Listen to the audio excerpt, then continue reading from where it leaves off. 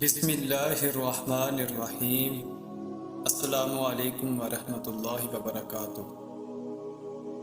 پیارے دوستو، آج اس ویڈیو میں ہم آپ کو حضرت لال شہباز قلندر کا ایک خوبصورت واقعہ بیان کریں گے۔ اگر آپ کو ہماری یہ ویڈیو اچھی لگے تو ویڈیو کو زیادہ سے زیادہ شیئر کریں، لائک کریں، چینل پر نئے ہیں تو چینل کو سبسکرائب کر لیں۔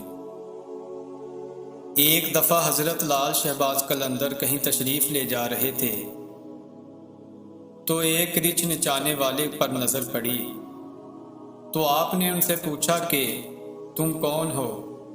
تو وہ بولا کہ میں قلندر ہوں۔ اس دور میں رچھ نچانے والے کو بھی قلندر کہتے تھے۔ آپ بے اختیار ہو کر مسکرا دیے۔ یہ بات اس رچھ نچانے والے کو پسند نہ آئی اور وہ آپ سے کہنے لگا کہ آپ کون ہیں؟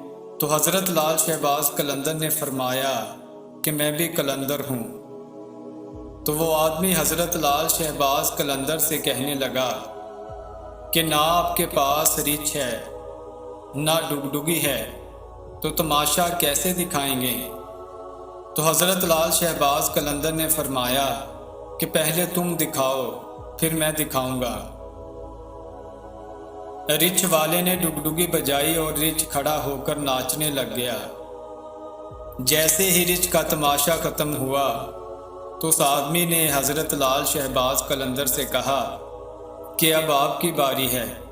حضرت لال شہباز قلندر دو درختوں کی ٹہنیوں پر کھڑے ہو گئے اور رچھ نچانے والے کو کہا کہ نیچے سے گزر جاؤ، مگر یاد رکھنا آگے جانا مگر واپس کبھی مت آنا۔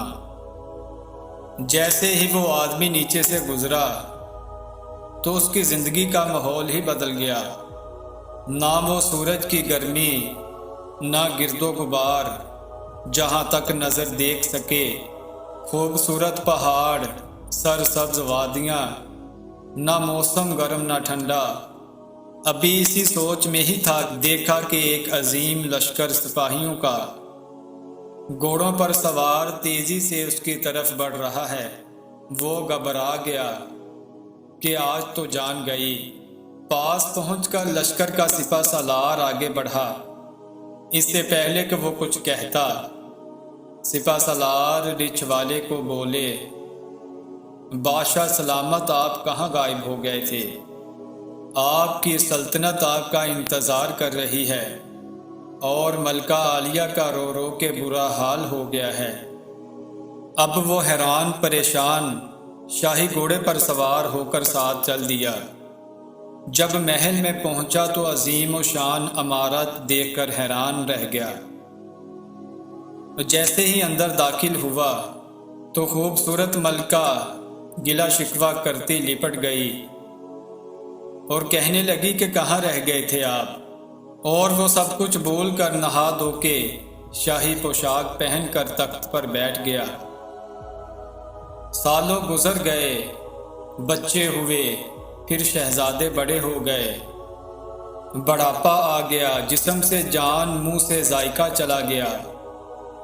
ایک دن اپنی سلطنت میں دریا کے کنارے بیٹھے ہوئے تھے تو خیال آیا کہ آخر ہوا کیا تھا۔ اسی جستجو میں وہیں پہنچا جہاں پر لشکر تھا، تو دیکھا وہ درخت اب بھی وہاں موجود ہے۔ سوچا چلو دیکھتے ہیں۔ جیسے ہی وہ درخت کے نیچے سے گزرا تو اس کی زندگی ہی بدل گئی۔ وہی وقت، وہی مقام، سامنے اس کا رچھ اور ڈگڈگی وہیں پڑی ہے، وہی گرمی، وہی گرد و غبار۔ سامنے دیکھا تو حضرت لال شہباز قلندر کھڑے تھے۔